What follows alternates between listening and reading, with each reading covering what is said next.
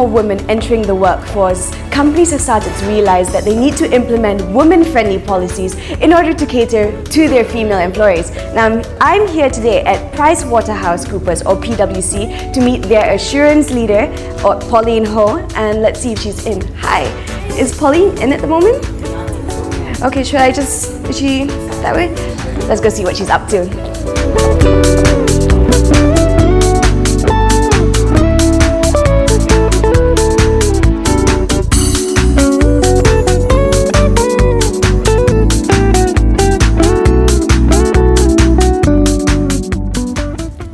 Pauline. Hi. Hi, Shein. Nice to see you. Sorry I'm disturbing your work. That's quite alright, have a seat. Thank you very much. Now, I understand you're the assurance leader for PwC, and I think you're the first female assurance leader in the company as well, is that right? Yeah, that's right. Yeah. And especially PwC, the company itself has a very female-friendly policy. I think it's called the WLPP. Work Life Plus program. Yes. Yeah. Actually, this program is not about designated for female. Okay. It is basically a program whereby anyone can opt for it. Mm-hmm. It's about putting, having flexibility in the workplace, really. Okay. So, Pauline, how important is it for a company, a big company especially, to have female friendly policies or women-friendly policies? Yeah. If you look at it, 60% of the graduates that we hire in PwC are female. Right. Okay. So in order for us to retain talents in the organization, it makes sense to have women-friendly policies. Okay. And but if you drill down into the policies proper, it's not about promoting gender diversity. It's all about flexibility, and it applies equally to both women and men. Right, okay. So it's about making PwC a great place to work, regardless of gender. But especially when you hear things like a company has a female-friendly policy, it does, connotate a sort of gender issue in a way, and at the same time, a lot of men would be able to say, oh, maybe we're actually the ones being excluded from this particular policy. Do you agree with that?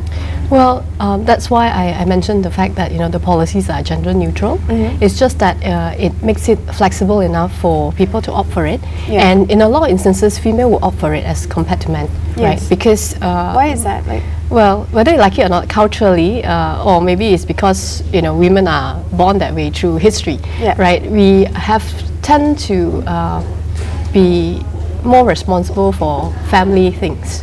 Right, whether you like it or not. So the moment, for example, I had children, yes, right, it becomes quite automatic for me to want to go home and spend more time with them. Although my husband actually is great, he helps equally with child rearing activities, but I somehow feel very responsible, and hence I would like to have the flexibility to go home at a certain time so that I can see them, right? But that doesn't affect my work. I'm still working full time, as you know, and our policies now actually allows for that to happen. Although I did not choose a flexible working arrangement, but that policy is available, and it is available to both men and women. Yeah. So you keep mentioning this policy. What is this policy exactly? The flexible working arrangement. Basically, it allows employees to opt for 3 days a week or 4 days a week, right? Okay. And the 3 or 4 days. As low as 3 days. Yes. Oh wow. Okay. Yeah. And the 3-day week doesn't mean that you have to come in every Tuesday, Wednesday, Thursday. It depends, right? You can be flexible about it. We can work on arrangements whereby recently one of the senior managers that I have decided that she wants to work 3 days a week, but how we work the 3 days is it works out to about 24 hours per week, right? So as long as she works 24 hours, it doesn't matter whether it is over Monday to Friday or Monday to Wednesday, for example, or it's Tuesday to Friday or something like that. Yeah, so it all depends on whether you actually get your work done at the end of the day. It's all at the end of the day, the outcome or the result. Do a lot of women in PwC actually take advantage of the WLPP? the Work-Life Plus program? Yes. Yeah, there are, because if you look at the Work-Life Plus program, it's slightly different from FWA, the Flexible Working Arrangement. Work-Life Plus program is about taking time off. For example, we have X number of annual leave a year, but you can take up to 30 days, including the annual leave, to basically, do something and deal with a particular issue, or you just want to go on a holiday.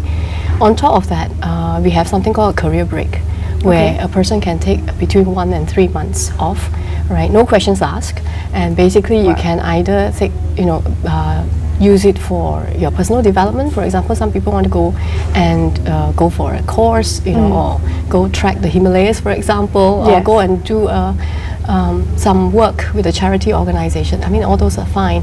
So you can take 3 months off and you try to juggle the work around that. So both female and male have offered that before. Yeah. But you mentioned the concept itself, personal development, it's very wide, isn't it? It doesn't necessarily have to mean taking a course or... No, it can be for personal reasons, as I mentioned. So we have instances where people actually took time off just for a holiday, or, a lot of problems now with getting help at home. Right. Yes. In between mates, sometimes they don't come at the right time, and you just need to take a month off to try and take care of the kids, while the transition is happening. Yeah. Or you need to train the new person who's coming in. I mean, these are very real issues that true, yeah, we all mothers face. Yeah. Not necessarily mothers, even if you're taking care of your family members who needs help, those kind of things, basically, or dealing with illnesses in the family. So. That's true. Okay, so Pauline, we're going to pick up on that note right after the break. So, guys, stay tuned.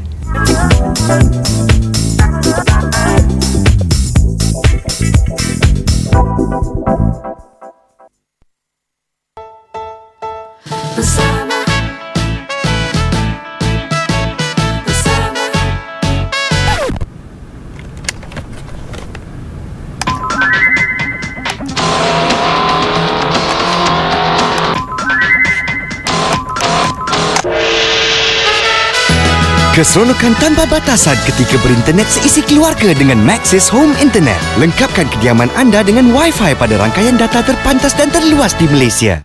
Monday on Entrepreneur. Honestly, since young, my first ambition was to become a businesswoman. I never thought of what kind of business. I would just look at businesswomen as like, you can earn a lot of money and you gain the power. Our industry doesn't really affected by any crisis. Even I would say that now the economy is not so good anyway. But people still need to call, people still need to SMS, people still need to download information. Entrepreneur, Monday 9:30 p.m. on Astro Awani.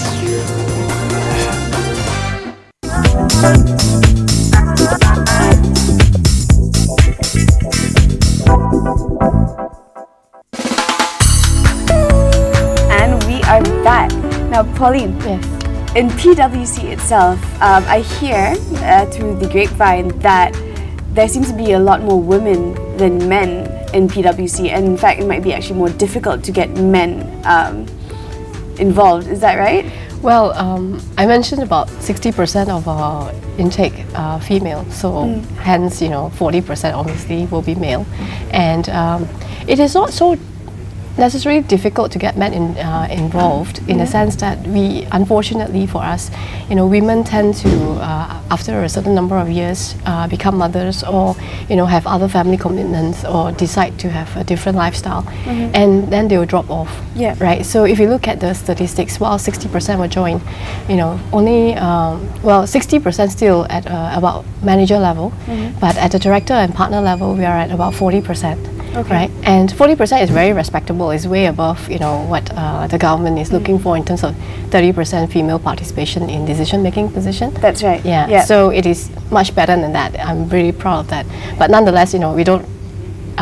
It is quite balanced to a certain extent. Yeah. Right, but at the same time, not only in PwC but in other companies, they tend to have this perception that, like you mentioned, 60% of women actually do join the workforce, but then they start dropping off after a while. They have different types of responsibilities.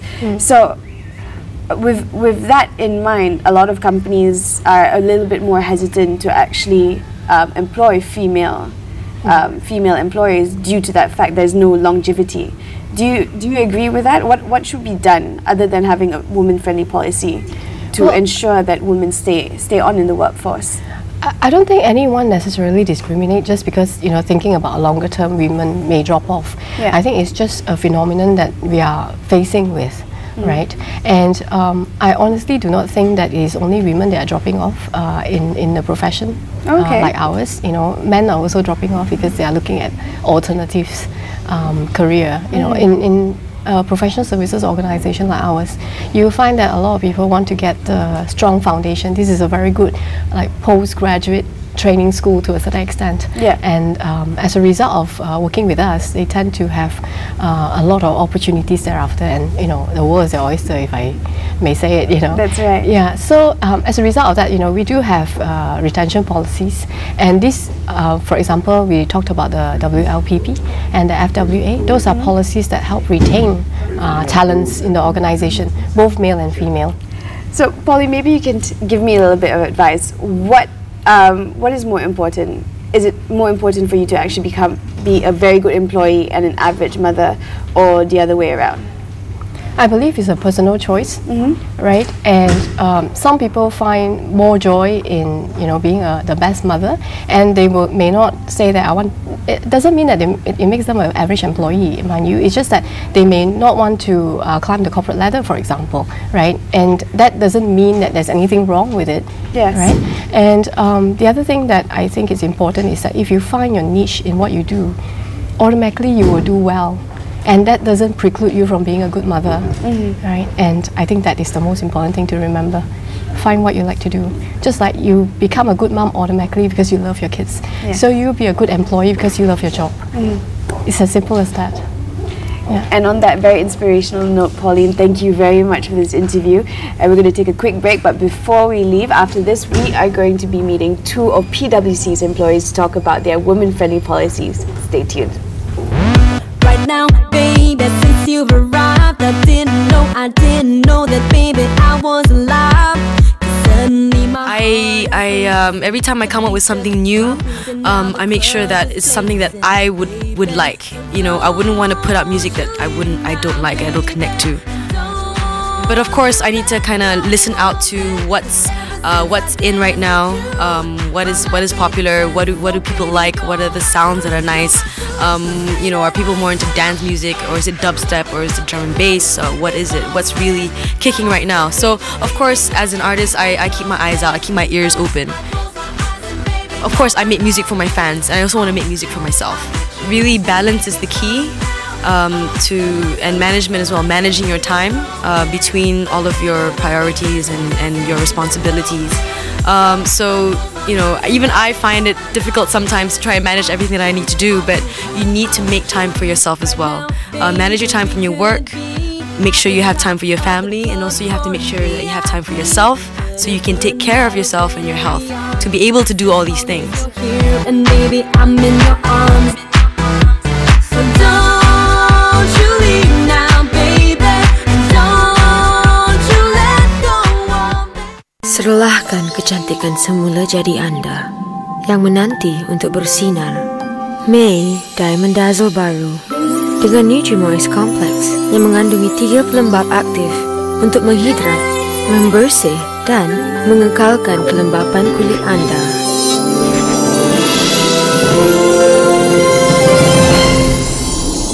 Untuk kulit lembut dan berseri, ianya wow. May mempesonakan anda. Sempena dengan Hari Kanak-Kanak Sedunia, putri bapa yang bernama Gita menderita kanker jaringan lunak atau lebih dikenal dengan sebutan rhabdomyosarcoma. Apapun sakitnya Keke, akan Papa cari obatnya. Aku tuh cuman kesel, Pak. Kenapa sih, Pak? Sakit mata aja sampai segini merananya. Eksklusif hanya di Pelangi.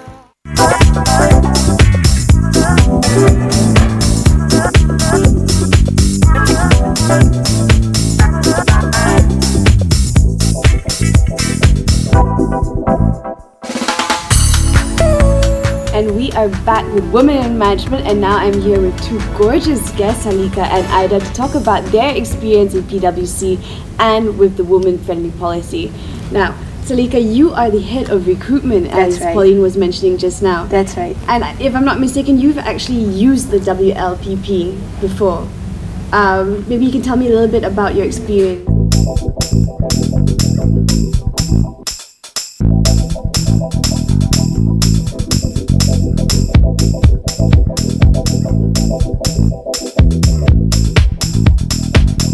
What I've opted for is called the FWA. Okay. In full, it's a flexible working arrangement. Yes. And this came about when I decided that it was time for me to become a mother, but I wasn't sure whether I was able to keep my job because I don't have family support in town. Okay. Both my in-laws and my parents are out of town, so I wasn't very sure how I was going to cope. Yeah. And I was thinking about leaving the firm because with recruitment, my work is event-based. And a lot of it requires me to go on campus, and it's quite hectic as well. So my bosses spoke to me and said, why don't you give it a try? Try and opt for the flexible work arrangement, and I'm glad I did. So I then opted to work 3 days. It's been 5 years since then, and my daughter Marissa is 5 now, and it's worked well. Aida, you yourself, you're not married at the moment, are you? I am married. Oh, you are married. Do you have children? No, not yet. Not yet. So, just married last year. Oh, congratulations. Yeah.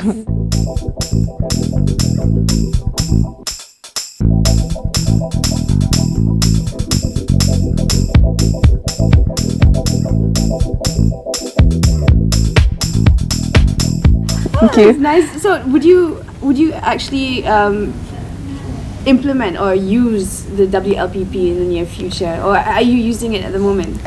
No, I'm currently not opting any of the WLPP or the flexible working arrangements, but it's definitely something that made me look forward to continuing my career in PwC, just because it's a firm that provides enough care about women in the workplace. How important is that to you, though, to have a company which caters to women? Yeah, I think it's by far probably at my point right now, at this point of my career right now, is probably one of the most important things that I would consider, because being newly married and considering to have kids sometime in the near future, you would want a career that have both the development bit as well as taking care of the employees really, really well. And PwC is a firm which I can see, like what Salika mentioned and you spoke to Pauline earlier, is really walking the talk, having all these policies in place to support the women in the firm. Since you actually graduated up to now, have you had any other experience with female-friendly policies in other companies? Okay, in other companies, you mean?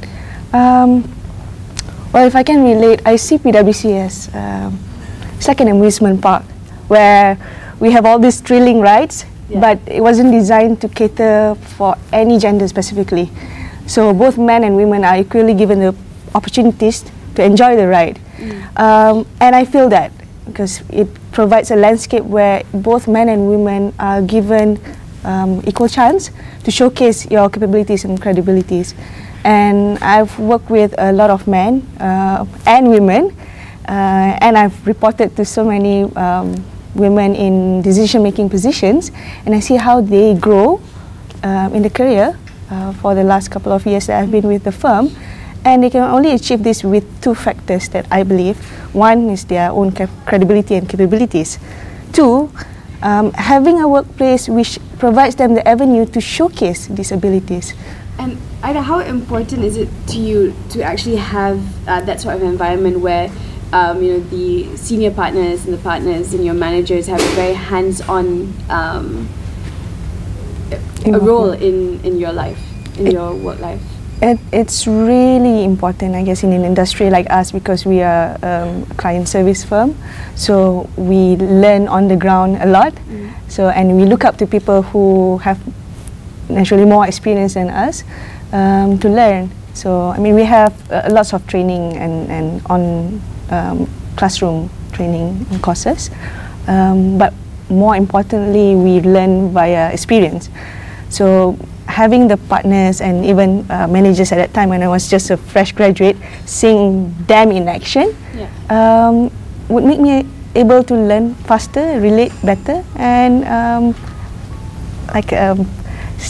get some real life experience even though I wasn't the one doing it. It's like, oh, if I'm in their shoe, this is what I should have been doing. So when at one point in my career when I'm actually at their position, like right now I'm a manager, I've seen how things have been done before. Yeah, and by that you sort of learn from other people's experience. Yeah. And at the same time, Salika, I want to ask you, how important is it for a company to actually have a female-friendly policy when it comes to recruitment? Is it a big factor for fresh graduates, female graduates, in choosing a company? To be honest, the ratio of our graduates in local universities is predominantly female. Yeah, at entry level, I wouldn't say it's a challenge to get more female to join the firm. However, what I then encourage these new graduates to consider is to make yourself grow and to develop yourself further in the firm, because most people join accounting firms to train and qualify. After that, they are out the door and they join industry, right? So people like Aida, they have decided to stay beyond the required years of training to become an accountant, which is 3 to 4 years. So she stayed longer than that. So my challenge to them really is to realize your potential and to believe in yourself, and to also consider that a firm like PwC will have a place for you as a woman as you become a mother. Yes. So at entry level, I wouldn't say that there is a challenge to attract them. But the challenge is to give them that kind of confidence to want to, yes, to retain them in the firm and to grow and to become the next Pauline. Yeah. Yeah. So I want to ask both of you, what do you think should be done for other companies to implement such a policy to ensure that they retain the female talent? I think the buy-in from the management is very important. At PwC, I must say, there are senior partners, even our managing partner, and these are men, yeah, who understand the need for flexibility. And it's a tone from the top, and it's policy-driven, and it's a management decision to allow our colleagues to have this flexible work arrangement. Yeah, so I think for other companies, firstly, the management team needs to be convinced that having flexible working arrangement does not mean that your employees will be less committed in their work. I think to the contrary, for me, I know that time is limited and it's precious. So I must make sure that my work when I'm in front of my laptop is going to be very productive hours. Yes. And I really totally focus and I don't waste time idling away. Yeah? And after a while, you get used to the regime and you will be a more efficient and productive employee. So firstly, the management has to buy into it. And with support from your leaders and the decision makers, who are actually mostly men. Yes. So I am a strong believer in having men support the need for working mothers to be able to still keep their job and also be a mother at the same time. And Aida, you know, being recently married, do you think with such a policy that would actually help retain you in the company? Is that one of the driving factors for you to actually want to still be in PwC? That would be one key factor, yes, and I think Salika has packaged it really well, why it's a really important factor. The other factor for me would be being in the practice.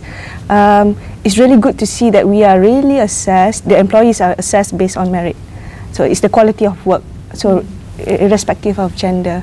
And the opportunities that lie around are given both to men and women.